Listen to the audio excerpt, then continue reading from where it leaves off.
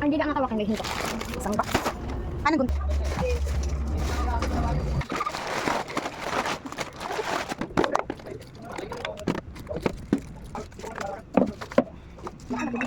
Oh my God. Baka ito mag-ano. Mag-load?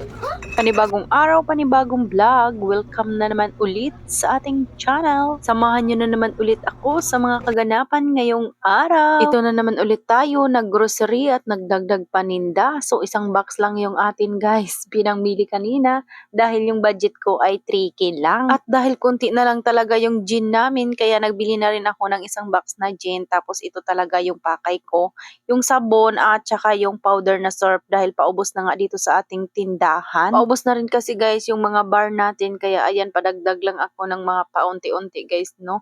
At makaka-order din ako niyan ng tagi-isang box ngayon, pakunti-kunti lang muna. Tapos ito yung yung karton ng sigarilyo guys, ba tingnan mo naman, pinunit-punit, no? So iniipon ko yung mga karton ng mga sigarilyo. At napagalitan ko nga si Amshi dahil pinunit-punit, si Papa daw niya yung may gawa noon. Iniipon ko kasi yan guys, kasi gamit yan siya sa mga project sa mga bata, katulad kay Alter, nag-nutrition month. So, nagagawa namin yan ng yung nagpagawa sila ng kalo ba na nilagyan ng mga prutas. So, ang bilis lang namin nakagawa. Nagprint lang ako tapos nilagyan ko ng ganong karton. O, di ba kung hindi ako nag-ipon ng mga karton ng mga ganyan, ay hindi agad kami nakapaggawa ng kalo ba.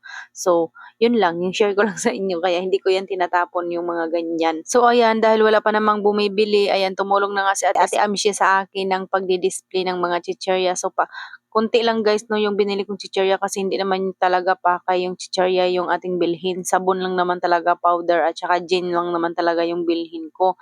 So, yung mga dagdag paninda, yung mga chicherya, yung cupcake, yan lang yung dinagdag ko kasi may sukli pa naman, kaya binili ko na. No bapyato sana yung bibilhin ko, kaso lang naubos na nga doon sa binilhan kong grocery. So, yung nakita ko, boy bawang at saka tempura, dahil marami din naghanap nito at medyo mahal siya guys, no, pricey siya.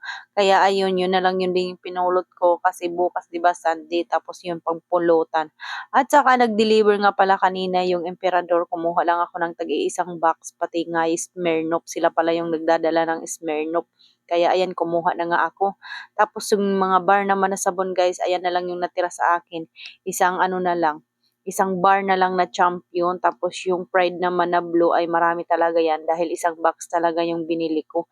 Hindi pa ako nakabili ng tagi-isang box na Pride na green, Champion, Sorb, ayan, hindi pa ako nakabili niya ng tagi-isang box. Mahal din kasi, no, kaya ayan, pakunti-kunti na lang talaga muna.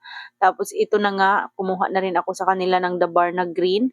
At saka yung Emperador long neck, meron pa naman akong jumbo, hindi ako kumuha. Tapos Smirnoff, yun lang yung aking kinuha sa taga Emperador ba. Hindi muna ako kumuha na yung bagong kasi marami pa naman ang stock diyan, kaya pakunti-kunti lang talaga.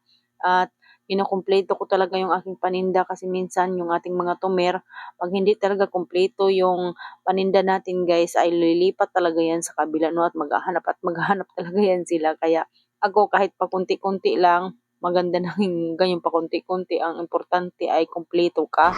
Nakawala ko bigyan.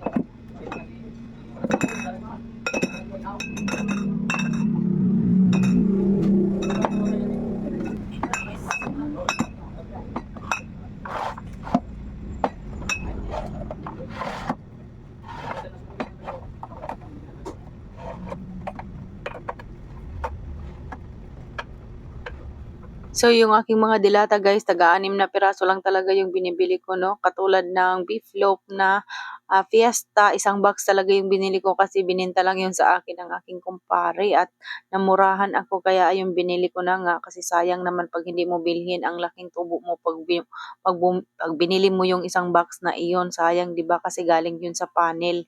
Kaya yun, napabili tuloy ako ng di sa oras ng isang box na beef loaf, pero okay lang naman yung isang box dahil mabinta naman yung beef loaf. Pag sa grocery ka kasi guys, no, bumibili ng mga dilata na pakaunti-kunti lang, medyo mapamahal ka kasi. Kaya ayun, napilitan na lang ako bumili ng isang box. Tapos ayan, dinisplay ko na nga yan dyan, yung ating mga chichirya para kitang-kita na naman sa mga nagtatagay. Tapos ayan, lumabas nga ako dito at para makita nyo yung ating labas ng ating tindahan. So ayun, kitang-kita siya guys, no? So puno pa naman yung aking mga shampoo at saka yung aking mga kape ay kunti na lang din. Kaya ayan, magpa-booking na tayo. O di ba ang ganda ng tingnan ng ating tindahan at medyo puno-puno na naman kahit pa kunti-kunti lang natin punuin. Kaya magpapasalamat ako ng marami. Thank you Lord sa mga blessing na dumadating sa amin sa araw-araw. Kaya thank you for watching guys. Bukas naman ulit. Paalam. Bye.